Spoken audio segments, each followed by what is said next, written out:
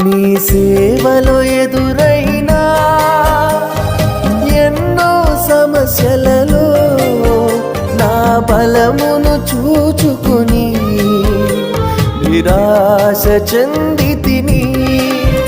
నీ సేవలో ఎదురైనా ఎన్నో సమస్యలలో నా బలమును చూచుకుని నిరాశ చెందితిని.